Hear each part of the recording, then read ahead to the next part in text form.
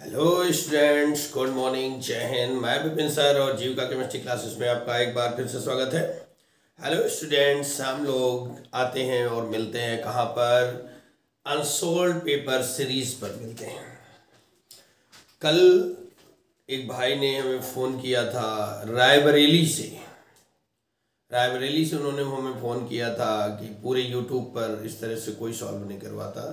तो मैं उनका तहे दिल से धन्यवाद करना चाहता हूँ कि उनका वीडियो मेरा वीडियो उन्हें समझ में आ रहा है और उन्हें हेल्प मिल रही है। और मैं चाहूँगा कि मैं उनसे जुड़ना चाहूँगा। उनका नंबर जो है वो मुझसे डिलीट हो गया है, तो जो रायबरेली वाले भाई जी हैं जिन्होंने मुझे कॉल किया था वो प्लीज़ दोबारा कॉल कर दें या व्हाट्सएप पर अपना नाम और नेम, डिस्ट्रिक्ट नेम सेंड कर दें। Thank you so much. और आज हम लोग शुरू करने वाले हैं 2023 अनसोल्ड पेपर सीरीज का सेट नंबर 6 347 CF शुरू करने वाले हैं। तो बिना किसी विलंब के हम लोग किसी प्रकार की कोई देरी नहीं लगाने वाले हैं और अपने गंतव्य की ओर चलने वाले हैं, है ना? क्योंकि जो हमारा रिजल्ट है वो अनसोल्ड पेपर ही डिपेंड करता है। तो हम लोग अब शुरू करते हैं अनसोल्ड पेपर सीरीज को। इसमें पहले का क्वेश्चन नंबर फर्स्ट का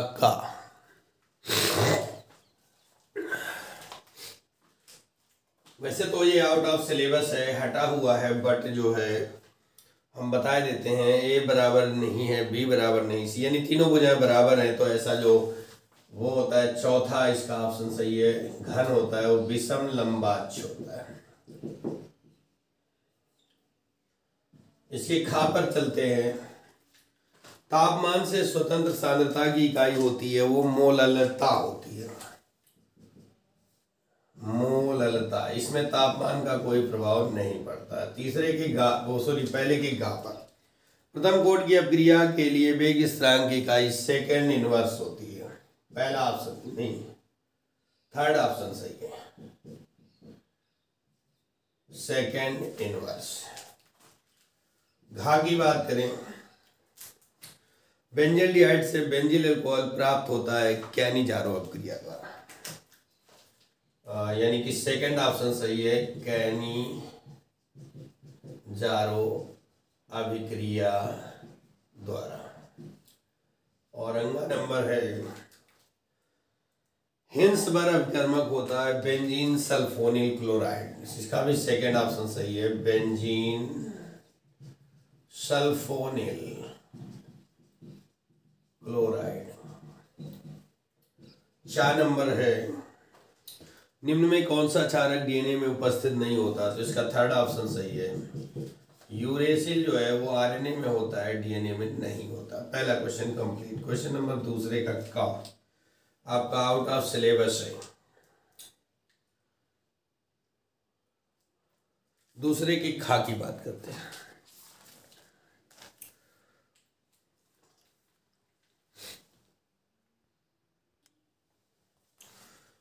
दूसरे का खा, सेकंड क्वेश्चन का खा, परासरण दाब। इसको पीछे भी है, रिपीट किया जा चुका है। कह सकते हैं वह तरल स्थैतिक दाब जो किसी विलयन को विलायक से अर्धपारगम्य झिल्ली द्वारा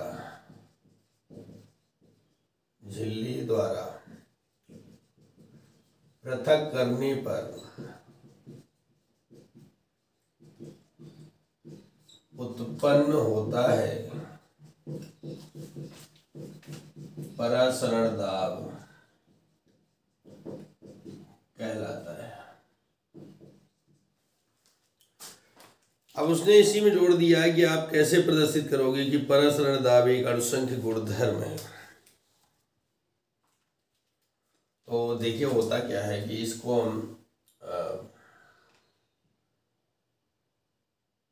प्रूफ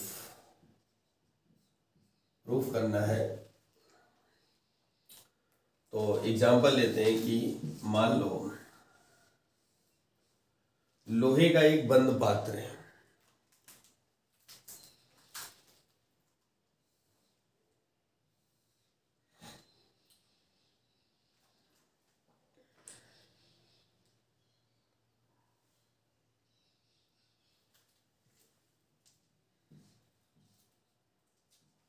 ये डायग्राम है। यहाँ पर पिस्टन लगा हुआ है, ये दाब घड़ी लगी हुई है, इसमें हम नापते हैं। और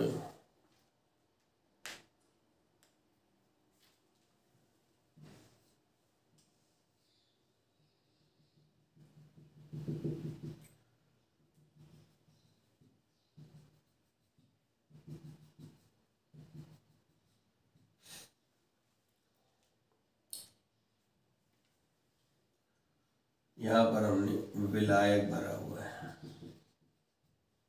और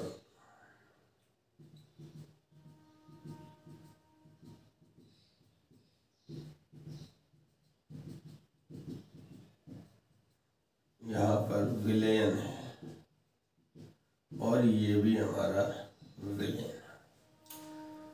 तो होता क्या है, लिख सकते हैं कि लोहे के एक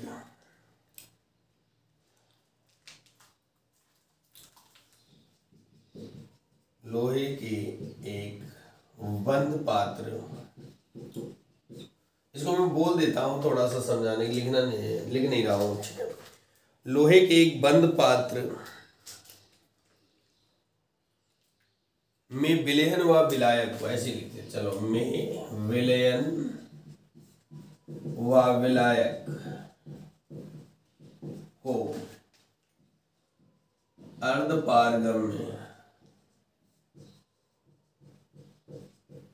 झिल्ली द्वारा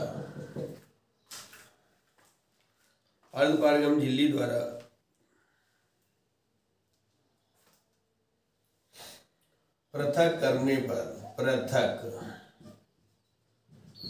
पर परासरण क्रिया प्रारंभ हो जाती है और पिस्टन, ये जो पिस्टन लगा होता है, और पिस्टन का दाब बढ़ने लगता है, पिस्टन का दाब बढ़ने लगता है।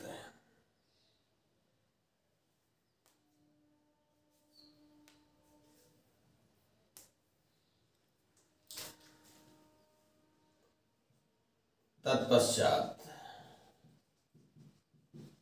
प्रारंभिक दाब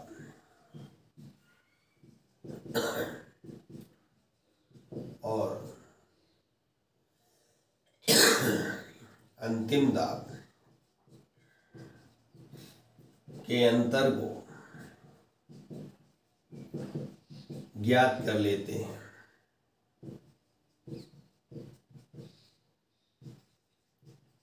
जिससे परासरण दाब प्राप्त होता है। परासरण दाब प्राप्त होता है। यह बढ़ा हुआ दाब ही परासरण को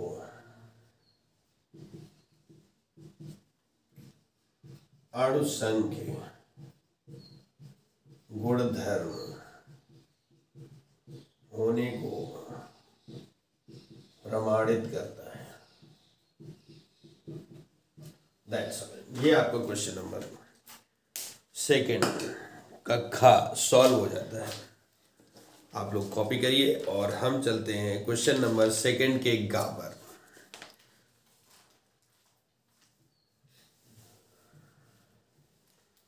सेकंड का गा जो है ये कई बार रिपीट हो चुका है और ये आपको सेट नंबर 4 में पूरा आंसर मिल जाएगा।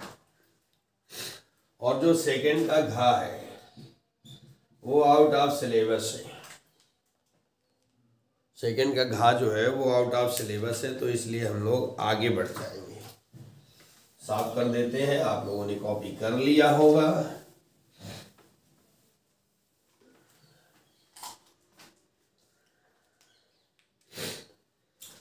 क्वेश्चन नंबर थर्ड का और थर्ड का खा, ये दोनों आउट ऑफ सिलेबस है। थर्ड के गा पर चलते हैं। थर्ड के गा में कह रहा है निम्नलिखित उपसे संयोजी यौगिकों के सूत्र यूपीएससी नियमों के आधार पर लिखिए। तो इसका जो पहला दिया गया है वो दे रहे हैं क्या, डाइक्लोरो बिस ethane 1,2 diamine cobalt third chloride. तो सबसे पहले क्या होगा कि हम आईपी ढूंढते हैं, ठीक है, आयोनाइजेशन पार्ट। तो इसमें बड़ा ब्रैकेट और क्लोराइड हमारा Cl है। उन्होंने कहा डाइक्लोरो लिगेंड हमारा डाइक्लोरो, सेंट्रल मेटल हमारा कोबाल्ट होगा, केंद्रीय धातु कोबाल्ट है, ठीक है।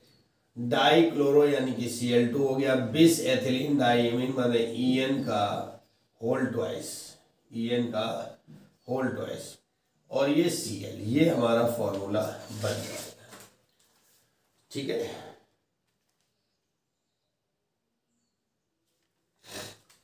सबसे पहले काम आईपी ढूंढ लेते हैं, उसके बाद केंद्रीय धातु रखेंगे, फिर लिगेंड। डाइक्लोरो था, Cl का 2 लगा दिया।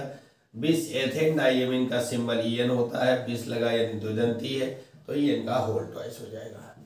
सेकंड नंबर इसी का क्या कह रहा है, iron third hexa साइनिडो फरेट second.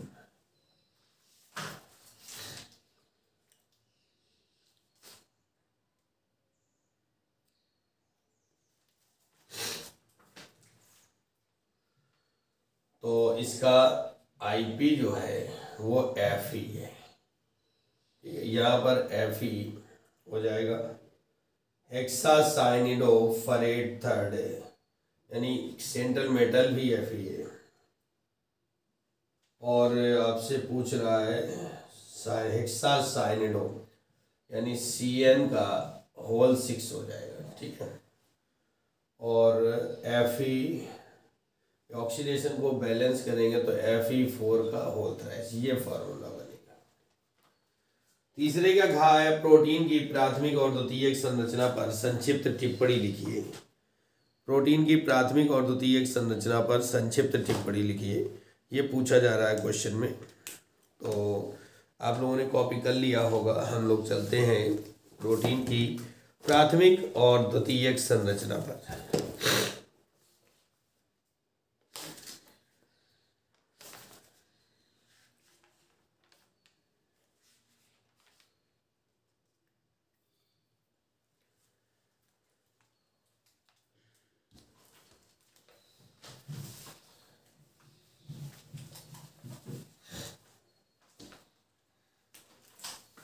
Third का घा प्रोटीन की प्राथमिक संरचना। 2 नंबर का क्वेश्चन है, शॉर्ट नोट में देना है आंसर, ज्यादा डिटेल ले नहीं जाना है हमको, क्योंकि उसने 2 ही नंबर में पूछा है। किसी प्रोटीन की पॉलीपेप्टाइड श्रृंखला में एमिनो अम्ल का सामान्य सूत्र होता है NH2 CH2 का होल N COOH, ये होता है। अमीनो अम्ल के जुड़ने का के जुड़ने का एक विशिष्ट क्रम होता है।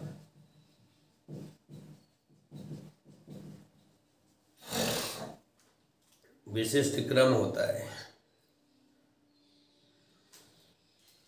जिसे प्रोटीन की प्राथमिक संरचना कहते हैं।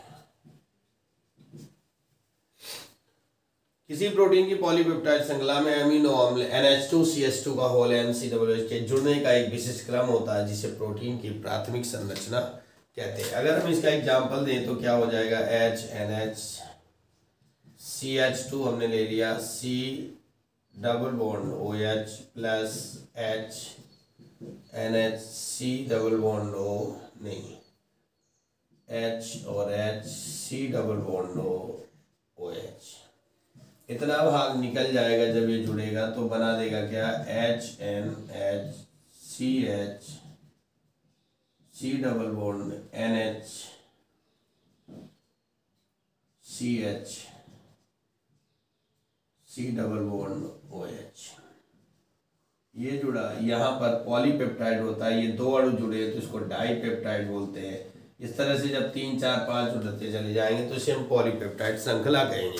ये जुड़ने का एक विशेष क्रम होता है, H2O का लॉस होता है, आगे आएगा तो ये वाले H2O का लॉस हो जाएगा। इस तरह से जुड़ करके एक रचना प्राप्त होती है जिसे हम प्रोटीन की प्राथमिक संरचना बोलते हैं। अब हम लोग चलते हैं द्वितीयक संरचना पर। शॉर्ट नोट लिखना है, ज्यादा डिटेल में जाना नहीं है।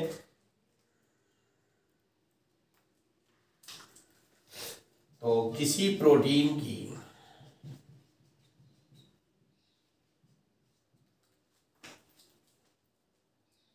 दो या दो से किसी प्रोटीन में दो या दो से अधिक पॉलीपेप्टाइड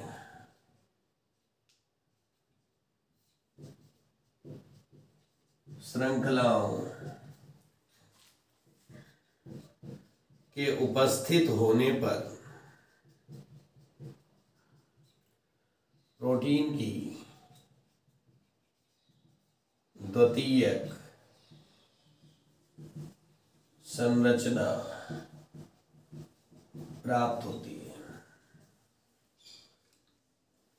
यह दो प्रकार की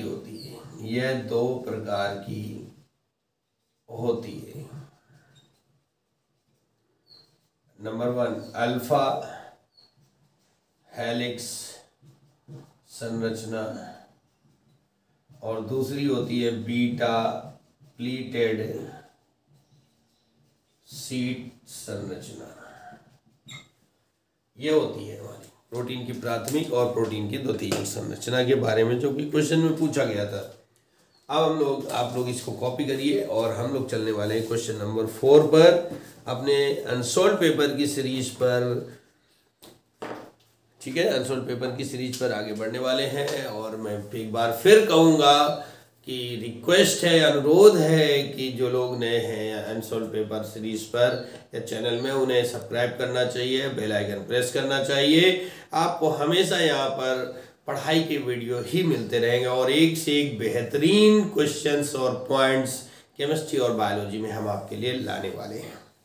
तो आप लोग बस रेडी रहिए, अपनी तरफ प्रिपरेशन करते रहिए, घर बैठे, वो भी फ्री में, है ना। तो आइए हम लोग क्वेश्चन नंबर 4 के का पर चलने वाले हैं, चौथे के का पर चलने वाले हैं, चौथे का का।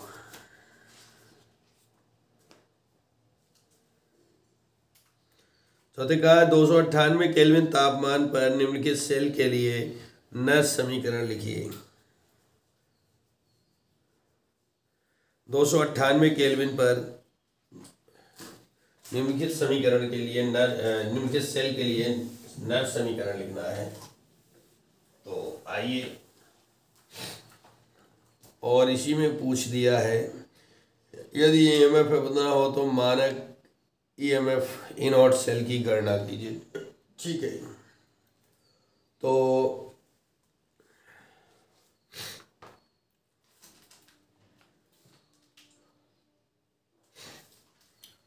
किसी सेल की सेल अभिक्रिया लिखनी है तो यहाँ पर लिखेंगे चौथे का है शेल अभिक्रिया। क्या है? Ni सॉलिड स्टेट है प्लस Cu एक्वस स्टेट है, 2 पॉजिटिव पर है, ठीक है ना। एरो मार्क Ni 2 पॉजिटिव पर आ जाता है जो कि एक्वस की स्टेट पर है, और Cu सॉलिड स्टेट पर आ जाता है। ये तो हो गई सेल अभिक्रिया। अब इसके लिए हमें क्या करना है? नट्स समीकरण लिखना है। तो नट्स समीकरण क्या होता है? E not is equal to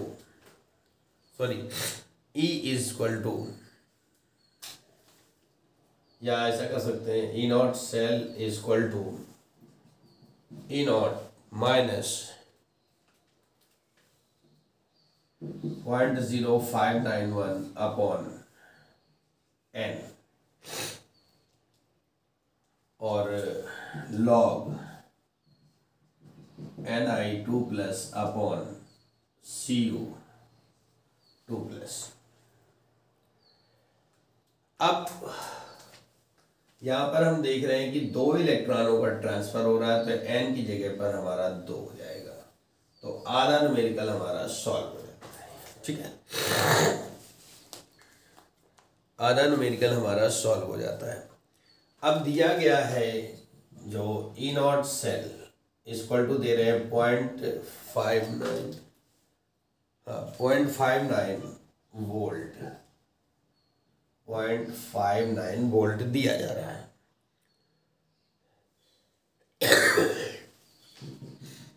Ni2 plus की कंसंट्रेशन दे रहे हैं 0.01 m और Cu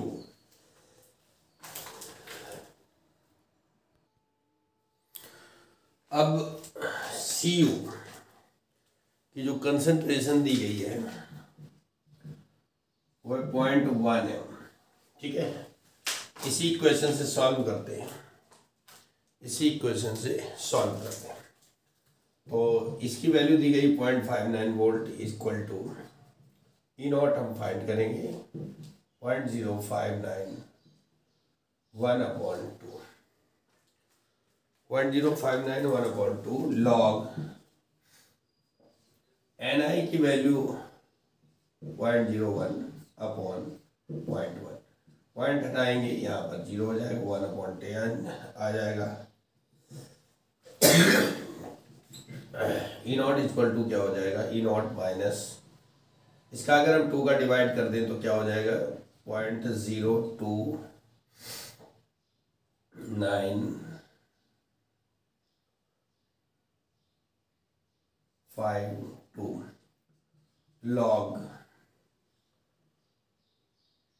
10 की पावर -1, ये 10 ऊपर जाएगा तो -1 में आ जाएगा। E नॉट माइनस 0.02952 ये हो जाएगा -1 log 10 माइनस 0.02952 इंटू -1, log 10 की वैल्यू 1 होती है, 1 का मल्टी -1 हो जाएगा।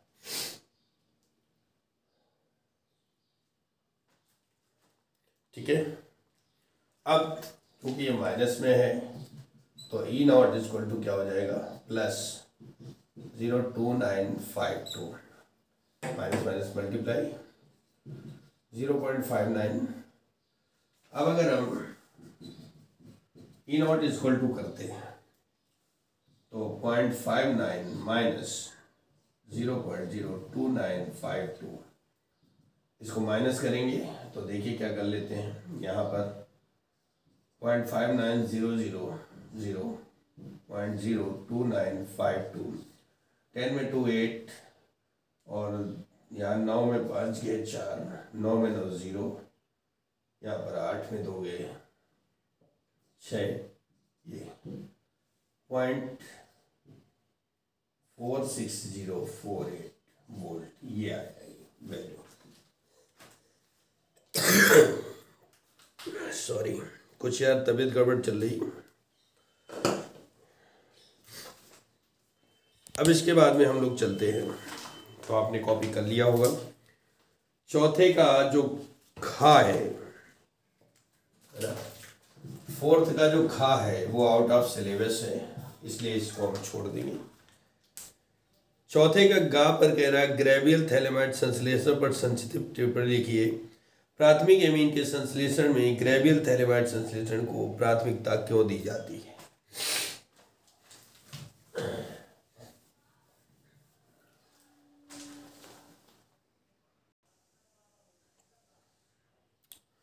तो हमारा क्वेश्चन था चौथे का गा ग्रेवियल थैलेमाइड संश्लेषण। तो हमारा हो गया कि ग्रेवियल थैलेमाइड संश्लेषण का प्रयोग प्राथमिक एमिनो के विरचन के लिए किया जाता है जब थैलेमाइड, ये रहा हमारा थैलेमाइड, की क्रिया KOH से कराते हैं तो पोटेशियम सॉल्ट प्राप्त होता है ना। यहाँ पर अगर हम देखें तो माइनस का H2O वाटर मॉलिक्यूल्स निकल जाएगा और पोटेशियम लवण प्राप्त होता है। आगे आपने लिखा कि जो alkyl halide RX alkyl halide के साथ अगर क्रिया कराएं तो यहाँ पर माइनस KX निकल जाएगा और N एल्किल थैलेमाइड प्राप्त होता है, जिसका क्षारीय जल अपघटन इसके साथ है ना, ये क्षारीय जल अपघटन के साथ करवाते हैं तो ये सोडियम लवण प्राप्त होता है प्लस प्राथमिक एमीन प्राप्त हो जाता है। ठीक है, प्राथमिक एमीन इसी में दिया है। प्राथमिक एमीन को प्राथमिकता क्यों दी जाती है? क्योंकि द्वितीयक और तृतीयक एमीन इसके द्वारा नहीं बनाए जा सकते। द्वितीयक और तृतीयक एमीन इसके द्वारा नहीं बनाए जा सकते। तो आप कॉपी करिए और हम लोग चलने वाले हैं चौथे के घा पर। आपने कर लिया होगा, तो चौथे के घा पर चलने वाले हैं हम लोग। आइए,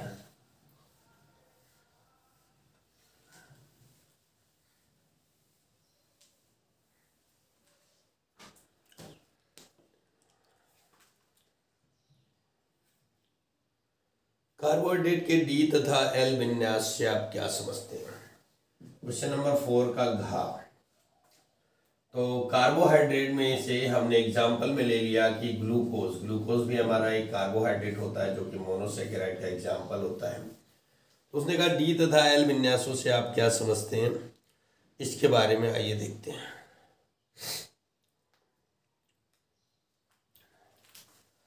तो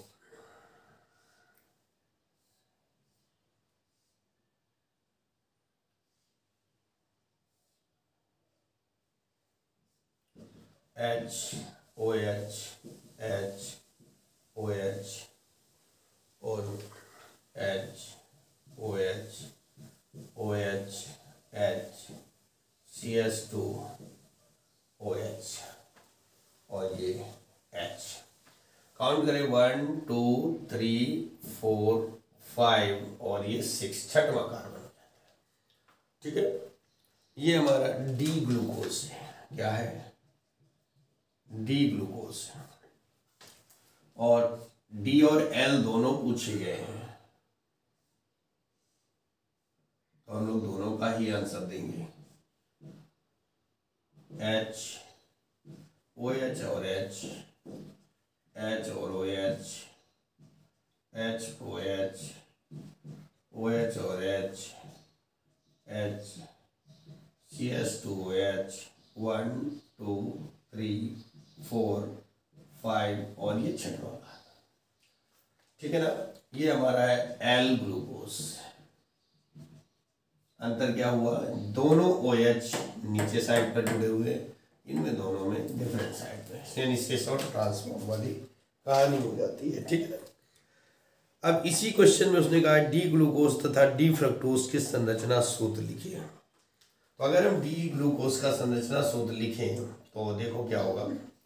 CHO, आपको पता है कि ग्लूकोज में, ठीक है, ग्लूकोज में क्या होता है? एल्डिहाइड समूह होता है।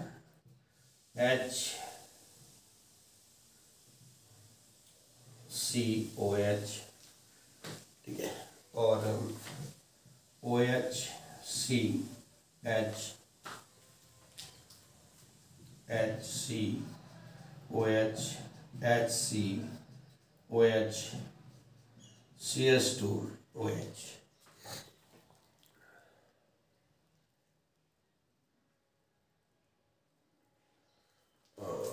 ये वाला आ नहीं रहा, इसको थोड़ा और छोटा करना पड़ेगा। HOH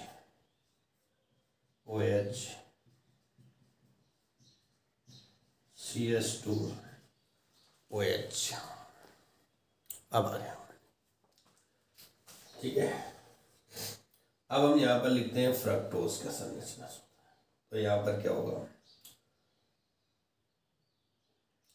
CHH CS2OH, या ऐसा करो, इसको मत खोलो, हम यहाँ से लिख देते हैं CS2OH CO और HOCH HCOH HCOH और CS2OH। ये हमारा डी ग्लूकोज है और ये हमारा डी फ्रक्टोज है। दोनों के संरचना सूत्र बनाइए। तो ये हमारा डी ग्लूकोज का हो गया, ये फ्रक्टोज का हो गया। तो इस तरीके से हमारा चौथे का घा भी सॉल्व हो जाता है। हम लोग क्वेश्चन नंबर 5 के का की ओर बढ़ते हैं। तो आप लोग कॉपी करो और हम आगे बढ़ते हैं। 5वें के का पर, 5वें का का कह रहा है ग्लूकोज के जल में बने विलेन की सांद्रता 10% W/W है। इस विलेन का घनत्व है, तो इसकी गणना करना है।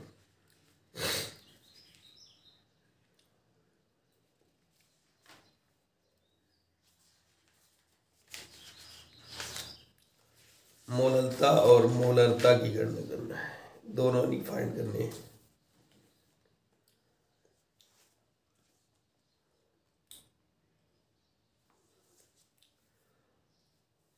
ठीक है, तो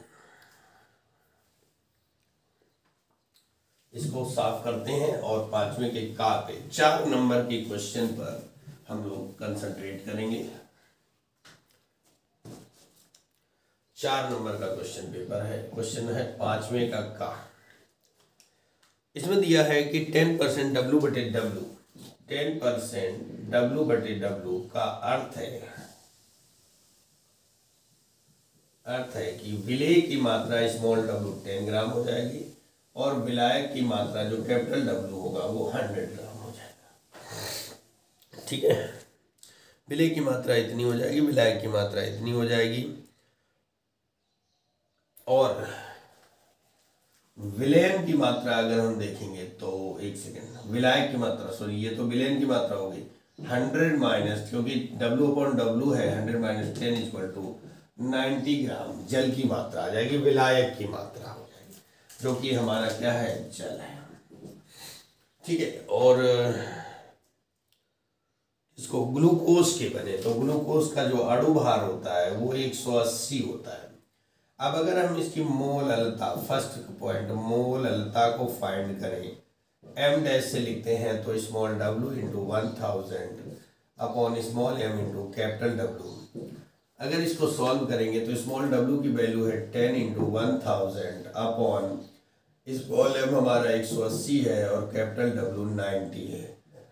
2 जीरो से 2 जीरो कैंसिल आउट हो जाएंगे और ये बचेगा 100 अपॉन 18। तो 18 पंजे 90, 5.55 मोल पर kg ये आ जाएगा।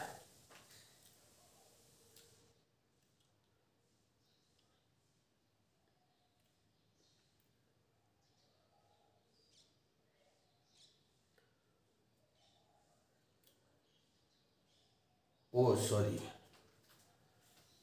अभी ये 9 भी बचा हुआ है, तो 18 अपॉन 9 आ गया। तो इसका मल्टीप्लाई करना पड़ेगा भैया, जो आप लोग स्वयं कर लेंगे। तो ये हो जाएगा 100 अपॉन 9/72 की 2 और 9 1 9 7 16 162 आया। अगर हम 162 का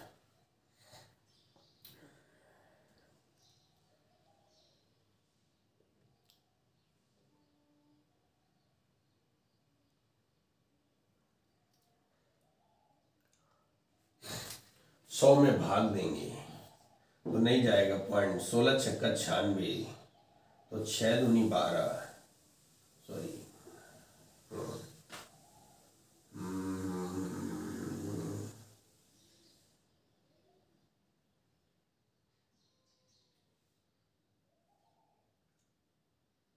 चलो यार, आप लोग डिवाइड कर लेना कैलकुलेटर से, ऐसी कोई बात नहीं है, केवल डिवाइड बचा हुआ है। फिर मोलरता हम फाइंड करेंगे। मोलरता कैपिटल एम से डिनोट की जाती है। तो अगर हम मोलरता की बात करेंगे तो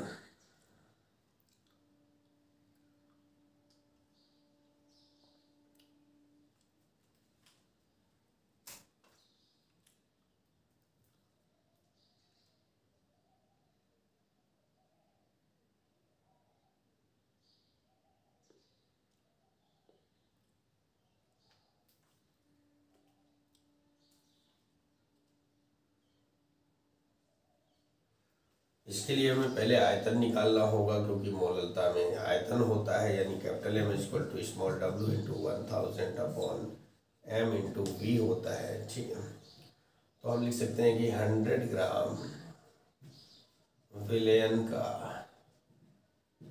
आयतन बराबर क्या आ जाएगा। तो आयतन बराबर क्या होता है, द्रव्यमान बटे घनत्व हो जाता है। क्या हो जाएगा भैया, द्रव्यमान बटे घनत्व, द्रव्यमान बटे घनत्व। तो द्रव्यमान हमारा कितना है, 100 ग्राम है, और घनत्व दिया गया है इस सवाल में 1.20।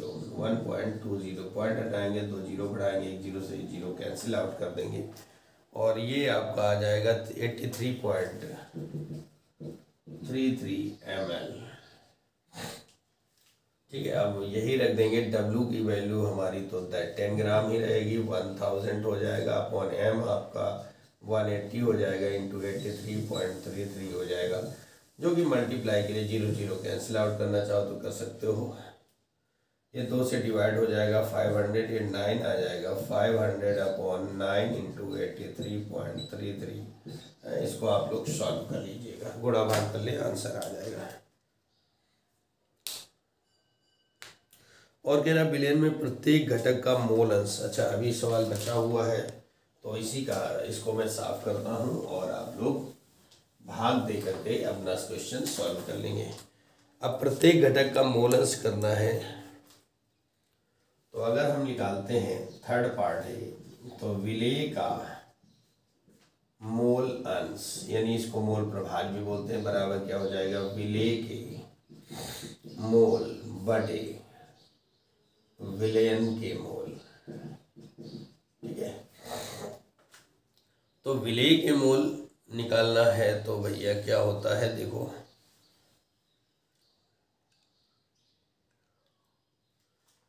साइड में पहले विलेय के small N equal to small W upon small में, यानी 10 ग्राम था तो 10 बटे हमारा 180 आ जाएगा, जो कि 0.056। ठीक है, 0.056 हो जाएगा, मोल आ जाएंगे। और कैपिटल एन अगर हम विलायक के मोल निकालेंगे तो 90/18 हो जाएगा, ये 5 मोल आ जाएंगे। ठीक है, ये विलायक के मोल हो जाएंगे। अब हम एक काम और कर लेते हैं, विलयन के मोल यानी n प्लस n बराबर इनका ऐड कर लेते हैं, तो 5 प्लस 0.056 इक्वल टू 5.056। तो विलय के मोल स्मॉल n यानी कि 0.056 अपॉन 5.056, इसका भी कैलकुलेशन आपको ही करना है। और विलायक का मोल अंश अगर हम निकालेंगे तो विलायक का मोल है 5 अपॉन तो 5.056, इसका भी आप डिवाइड कर लीजिएगा, आपको आंसर मिल जाएगा। ठीक है, तो इस तरह से हम लोग 5वें के का को फाइंड कर चुके हैं। अब हम लोग 5वें के खा की ओर बढ़ेंगे। इसको मैं साफ करूंगा, कॉपी कर लिया होगा आप लोगों ने, समय हो रहा है ज़्यादा, तो हम लोग आगे बढ़ते जाएंगे। गुणा भाग आपको ही करना है, पेपर में आप ही बैठे होंगे, ठीक है ना, मैं तो हूँगा नहीं, तो आप लोग गुणा भाग तो कर ही सकते हैं। 5वें के खा का फर्स्ट कह रहा है कि अभिक्रिया की कोट किसी रासायनिक अभिक्रिया के लिए अर्धायु क्या होती है। तो हम अगर इसकी डेफिनेशन की बात करें तो क्या लिख सकते हैं कि हेडिंग डाल दो अर्धायु। वह समय जिसमें कोई अभिक्रिया आधी समाप्त हो जाती है, आधी पूर्ण हो जाती है,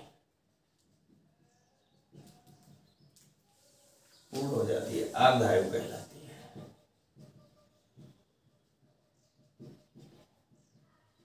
अर्धायु कहलाती है। अब कह रहा है कि प्रदर्शित कीजिए कि प्रथम कोट की अभिक्रिया अर्धायु अभिकारकों की प्रारंभिक सांद्रता पर निर्भर नहीं करती है। तो देखिए क्या होता है कि प्रथम कोट की अभिक्रिया में तो माना कि जो समय है हमारा, ठीक है, वो टाइम जो है वो टाइम क्या हो जाएगा, टी हाफ हो जाएगा, और प्रारंभिक मात्रा हमारी ए रहेगी और जो शेष मात्रा है वो a/2 हो जाएगी। तो प्रथम कोट के वेग समीकरण से क्या हो जाएगा, k बराबर 2.303 upon T log a/a minus x. 2.303 upon T half log a/a/2, तो a से कैंसिल हो जाएगा, 2.303 बटे टी हाफ, ये आ जाएगा log 2.303 upon T half into 0.3010,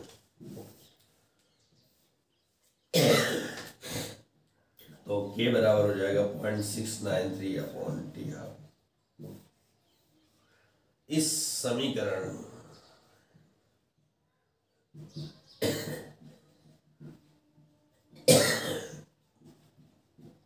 स्पष्ट है कि प्रथम कोट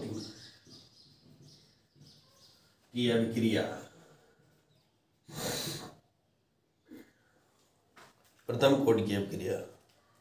की अर्धायु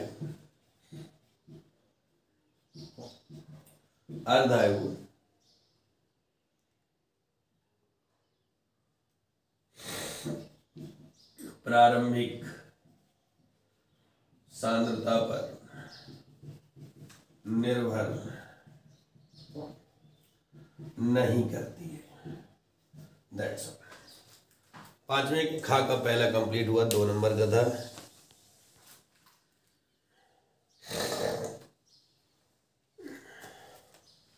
इसी में हम खा का दूसरा पार्ट भी लगाएंगे। तो उसने दिया है वेग इस तरह, k इक्वल टू दिया है 6.93 इंटू 10 की पावर -3, और टी हाफ आपसे पूछ रहा है, तो टी हाफ इक्वल टू क्या हो जाएगा, 0.693 अपॉन के, तो 0.693 अपॉन 6.93 इंटू 10 की पावर -3, ये पॉइंट से इधर 3 डिजिट है, यहाँ पर एक 0 बढ़ जाएगा, बढ़ा देंगे, इक्वल टू क्या आ जाएगा, 693 अपॉन 6930 इंटू 10 की पावर 3। ठीक है, तो ये डिवाइड करेंगे तो क्या हो जाएगा, इसे डिवाइड करोगे ये 0.1 आ जाएगा, है ना, तो 0.1 इंटू 10 की पावर 3 इक्वल टू हम 10 की पावर 2 कर सकते हैं मिनट। ये मिनट ये अर्धा 10 की पावर 2 मिनट होगी।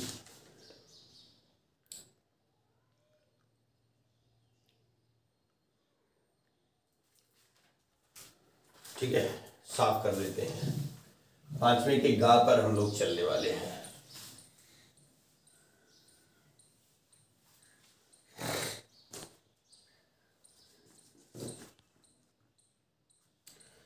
पांचवें के गा का फर्स्ट है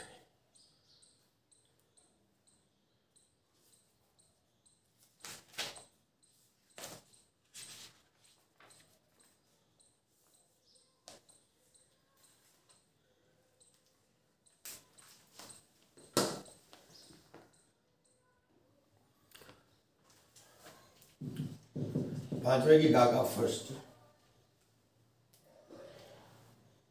इसमें कह रहा है Fe2+ तथा Fe3+ में कौन सा आयन अधिक अनुचुंबकीय है तथा क्यों। Fe2+ की बात करें तो इलेक्ट्रॉनिक विन्यास होगा 1s2 2s2 2p6 3s2 3p6 4s0 और 3d6। इस हिसाब से अगर हम देखें तो 3 4 5 और 6 अयुग्मित इलेक्ट्रॉन की बात करें तो बराबर 4। और Fe3+ का अगर हम विन्यास करेंगे तो 1s2 2s2 2p6 3s2 3p6 4s0 3d5। इस हिसाब से अगर हम बात करेंगे तो 1 2 3 4 5 अयुग्मित इलेक्ट्रॉन बराबर 5। तो जो अणुचुंबकत्व होता है तो लिखेंगे क्या, अणुचुंबकत्व अयुग्मित इलेक्ट्रॉनों की संख्या पर निर्भर करता है।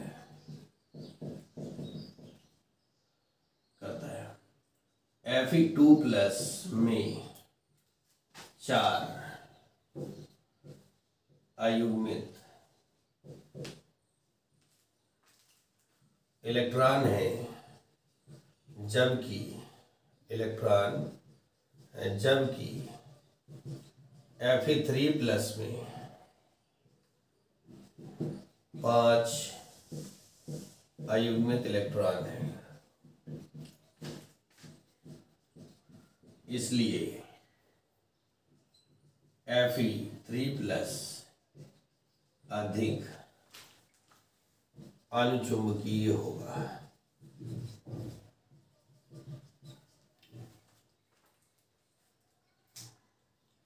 अधिक अणुचुंबकीय होगा, ठीक है। तो आपने इसे कॉपी कर लिया होगा। हम इसके सेकंड पार्ट पर चलने वाले हैं और साफ करते हैं इसको, आगे बढ़ जाते हैं। इसी का सेकंड पार्ट, Zn2+ लवण रंगहीन लवण होते हैं जबकि Ni2+ लवण रंगीन होते हैं। तो भैया इसके बारे में अगर हम बात करें तो क्या होगा,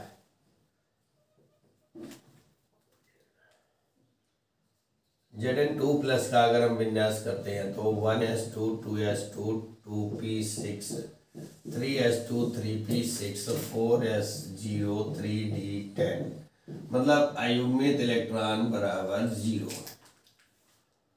और Ni2+ का अगर हम करते हैं तो 1s2 2s2 2p6 3s2 3p6 4s2 3d8, मतलब अयुग्मित इलेक्ट्रॉन बराबर 2, ठीक है। तो लिखेंगे क्या, Zn2+ में अयुग्मित इलेक्ट्रॉन ना होने के कारण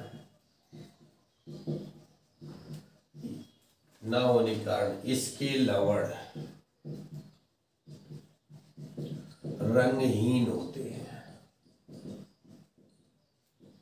जबकि Ni2+ में 2 अयुग्मित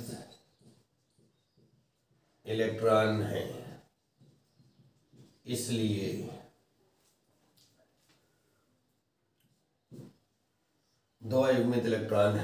इसलिए इसके लवण रंगीन होते हैं। हो गया आपका आंसर। पांचवें का घा जो है वो कह रहा है उपसय संयोजन यौगिकों के लिए वर्नर सिद्धांत लिखिए। वर्नर सिद्धांत लिखिए। तो भैया जो वर्नर सिद्धांत है वो चैप्टर नंबर 5 में आपका आंसर दिया। एक लॉन्ग आंसर है और थ्योरेटिकल है, इसको लिखना थोड़ा ज़्यादा लेंदी टाइम लग जाएगा, इसलिए मैं नहीं लिख रहा हूँ।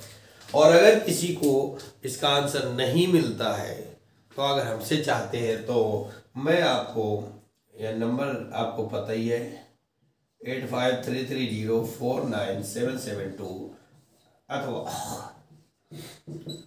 12, हाँ ठीक है, एक ही नंबर, इस नंबर पर आप अपना नाम, डिस्ट्रिक्ट नेम और क्वेश्चन बर्नर सिद्धांत लिखकर भेज दीजिएगा।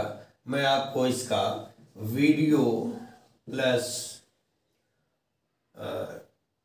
नोट्स प्रोवाइड कर दूंगा, ठीक है। अगर आपको बर्नर सिद्धांत नहीं मिल रहा है तो मैं आपको इसका वीडियो और नोट्स आपको व्हाट्सअप कर दूंगा। आप हमें व्हाट्सअप पर अपना नाम और डिस्ट्रिक्ट नेम और बर्नर सिद्धांत लिखकर भेज दीजिए, मैं आपको इसका आंसर दे दूंगा। यहाँ पर सॉल्व कराने से एक लंबी थ्योरी होती है, ठीक है। इसी के बाद हम लोग चलते हैं क्वेश्चन नंबर 6 के का पर, और का और इसका जो अथवा है ये दोनों आउट ऑफ सिलेबस है, दोनों आउट ऑफ सिलेबस है। तो सीधे सीधे हम लोग यहाँ पर चलने वाले हैं 6वें के खा पर, ठीक है। 6वें के खा पर तो आइए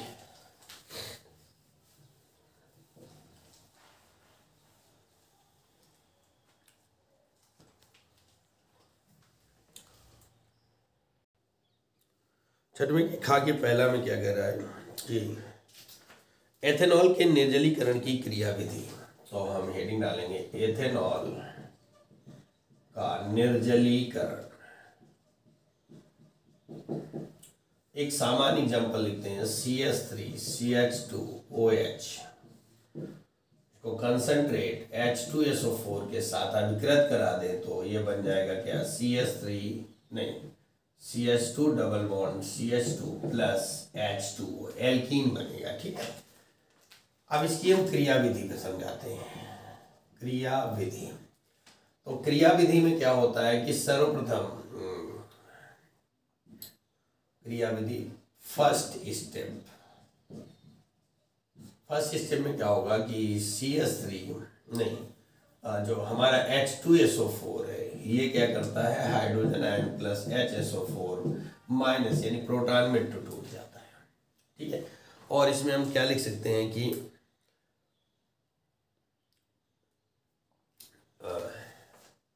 हाइड्रोजन आयन द्वारा प्रोटीनीकृत एल्कोहल का बनना, यानी पहले स्टेप में क्या होगा कि जैसे CH3 है, CH और OH है, इस पर हाइड्रोजन आयन यानी प्रोटॉन जो अटैक करेगा वो क्या बना देगा CH3 CH2OH2 ये प्रोटॉनीकृत। तो एल्कोहल हमारा कैसा हो जाता है प्रोटॉनीकृत हो जाता है, ठीक है ना। कैसे हो गया प्रोटॉनीकृत होता है। अब ये प्रोटॉनीकृत के माध्यम से क्या करेगा H2O को निकालेगा, ठीक है। तो सेकेंड स्टेप में क्या होगा H2O के निष्कासन द्वारा कार्बोधनायन का बनना,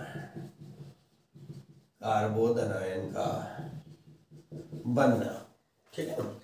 H2O के निष्कासन द्वारा कार्बोधनायन का बनना, तो क्या हो जाएगा भैया कि CH3CH2 और बॉन्ड OH2 यही हमने लिखा था। अब इसमें क्या होगा CH3CH2 प्लस ये कार्बोधनायन बना और H2O बाहर हो जाएगा। थर्ड स्टेप में क्या आएगा तीसरे पद में हाइड्रोजन आयन के निष्कासन द्वारा एल्कीन का बनना है। तो CH3CH2 प्लस और यहाँ से CH2 double bond CH2 plus hydrogen ion का निष्कासन हो जाएगा। ये हाइड्रोजन आयन जो है निर्जली कारक का जो निगेटिव पार्ट था उससे क्रिया करके बना लेता, तो ये इसकी हो गई अल्कोहल के एथेनॉल के निर्जलीकरण की क्रिया विधि, ठीक है। अब हम इसको साफ करते हैं और आप लोग कॉपी करो और इसी में कुछ चीज़ें और बताते हैं। जो छठवें के खा का सेकेंड पार्ट है रीमाटीमैन अफ्रीकन निम्न पर टिप्पणी रीमाटीमैन कोलवे विलियमसन ईथर संश्लेषण। तो देखो भैया कि जो छठवें का खा का फर्स्ट यानी कि रीमर टीमैन अभिक्रिया, रीमर टीमैन अभिक्रिया क्या लिखती है, रीमर टीमैन अभिक्रिया। और दूसरा था कोल्बे अभिक्रिया, और तीसरा है विलियमसन संश्लेषण। विलियमसन संश्लेषण ये अभिक्रियाएं रिपीट क्वेश्चन है, इसका आंसर मिलेगा सेट नंबर 5 पर, इसका भी आंसर होगा सेट नंबर 5 पर, और इसका होगा सेट नंबर 4 पर। ये आंसर हम आपको करवा चुके हैं। तो इस तरीके से छठवें का खा नंबर हमारा यानी छठवां क्वेश्चन हमारा कंप्लीट हो जाता है। का पूछा नहीं गया, आउट ऑफ सिलेबस है। छठवें के खा का फर्स्ट और सेकंड दोनों कंप्लीट हो जाते हैं। आप लोग वहाँ से देख लेंगे, इन तीनों का आंसर आपको तीनों अभिक्रियाएं दी जा चुकी हैं, बार बार लिखाने का कोई मतलब नहीं बनता है। हम लोग चलने वाले 7वें के का में। तो 7वें का जो का है, ठीक है ना, उसने कहा है हेलो एल्केन में एक अणु तथा द्वि अणु अभिक्रियाओं के प्रतिस्थापन अभिक्रियाओं का। तो इसमें आपको SN अभिक्रियाएं और SN के बाद SN1 और SN2 दोनों अभिक्रियाएं दी है, जो कि मैं सेट नंबर 5 में करवा चुका हूँ। इस क्वेश्चन को सेट नंबर 5 में विधिवत डिटेल से आपको करवाया जा चुका है। इसके बाद इसका जो अथवा दिया गया 7वें के का जो अथवा है, वुड्ज फिटिंग अभिक्रिया दे रहा है, वुड्ज फिटिंग अभिक्रिया पूछ रहा है। तो हम लोग इसमें डिटेल करते हैं। क्या होगा, सीधे सीधे लिख सकते हैं कि जब एल्किल हैलाइड की क्रिया हैलोएरीन से, एल्किल हैलाइड की क्रिया हैलोएरीन से सोडियम धातु की उपस्थित, सोडियम धातु के साथ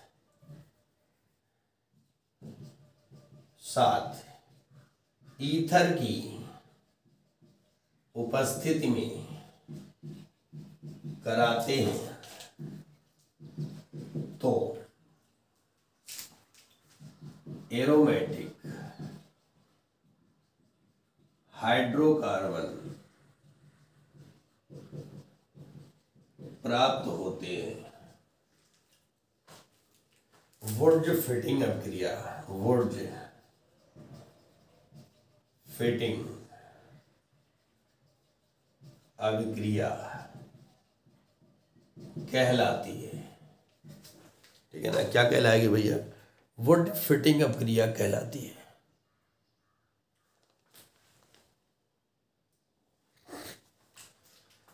फॉर एग्जाम्पल कि हमने लिया एक एरोमेटिक हैलाइड यानी haloarene plus 2Na plus XR alkyl halide, ether की उपस्थिति है, तो ये बनाएगा क्या, इस रिंग को सीधा कर दो X, तो ये बना देगा भैया R और plus 2NaX। For example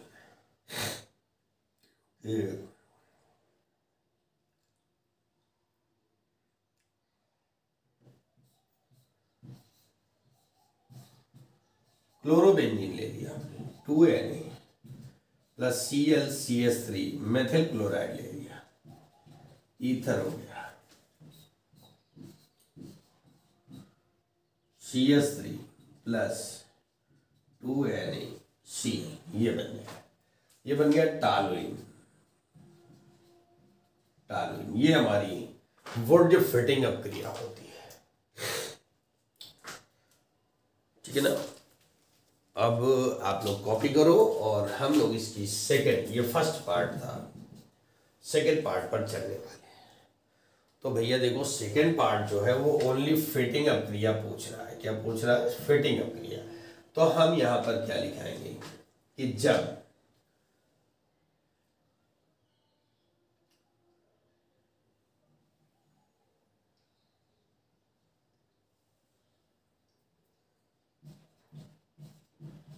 hello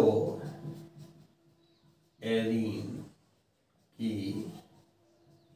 क्रिया सोडियम धातु के साथ ईथर की उपस्थिति में कराते हैं तो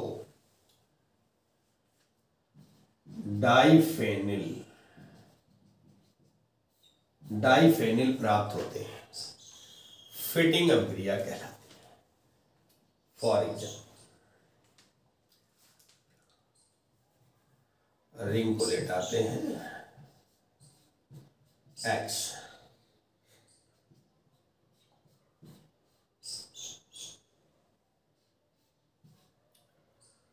ईथर की उपस्थिति होगी,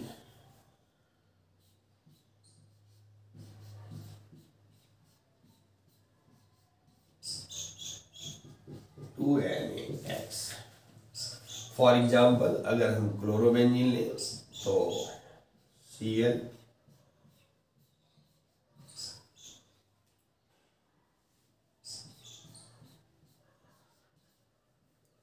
और प्लस 2NaCl, ये बन गया डाइफेनिल। ठीक है, ये हमारी हो गई सेकेंड पॉइंट, फिटिंग अपक्रिया है। तो इस तरीके से सातवें कक्षा हमारा कंप्लीट हो जाता है। ठीक है, अब हम लोगों को चलना है सातवें के खा पर और उसके अथवा पर। आप लोग कॉपी कर चुके होंगे, नेक्स्ट बढ़ते हैं।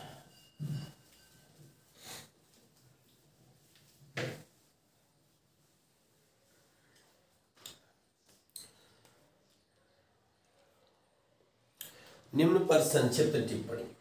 पहला है, सॉरी एक मिनट, सातवें के खा का पहला, इटार्ड अभिक्रिया।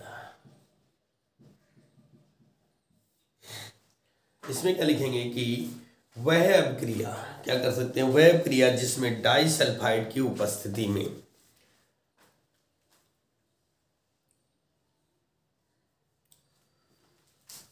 वह अभिक्रिया जिसमें डाइसल्फाइड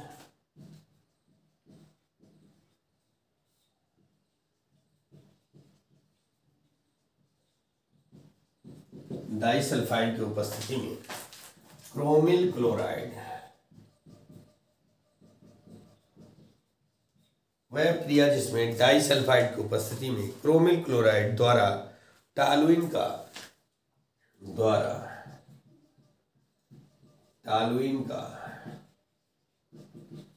आंशिक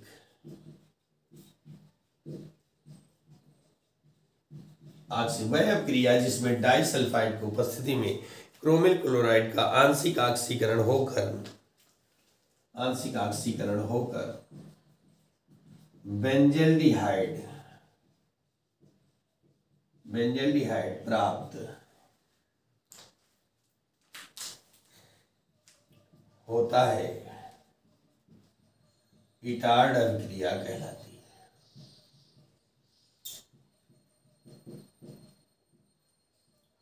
इटार्ड अभिक्रिया कहलाती है।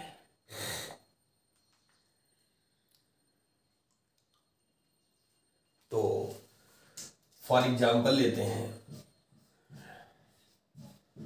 CH3, ये टॉलुइन है। देखा टॉलुइन का आंशिक ऑक्सीकरण होता है, यहाँ पर 2O ले लिया, और CrO2Cl2, ये क्रोमिल क्लोराइड है डाइसल्फाइड की प्रेजेंस में। ठीक है ना, क्रोमिल क्लोराइड है डाइसल्फाइड, ये फर्स्ट कंडीशन। और सेकंड कंडीशन में वाटर मॉलिक्यूल्स लेते हैं, जल अपघटन भी कराते हैं, तो कह रहा आंशिक ऑक्सीकरण से बेंजल्डिहाइड प्राप्त होता है, यानी CHO प्राप्त होता है। क्या मिल जाता है? CHO, और प्लस H2O बाहर हो जाता है, तो ये हमारा बेंजल्डिहाइड है। बेंजल्डिहाइड ये प्राप्त हो जाता है, कीटाणु अभिक्रिया कहलाती है। इसका सेकंड पार्ट है गाटरमैन कोक अभिक्रिया। तो इसको मैं साफ करता हूँ, आप लोगों ने कॉपी कर लिया होगा। सेकंड पर चलते हैं, 5 के खा के सेकंड पर चलते हैं।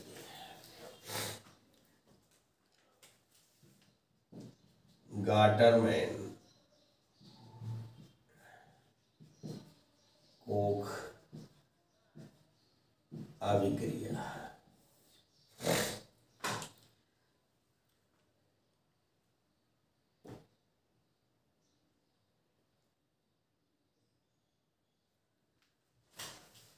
निर्जल AlCl3 व उच्च दाब की उपस्थिति में, निर्जल AlCl3 व उच्च दाब की उपस्थिति में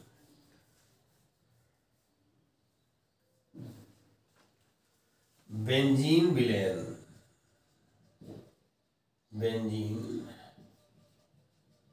विलयन की क्रिया CO व HCl यानी कार्बन मोनोऑक्साइड व HCl से कराने पर बेंजल्डिहाइड प्राप्त होता है।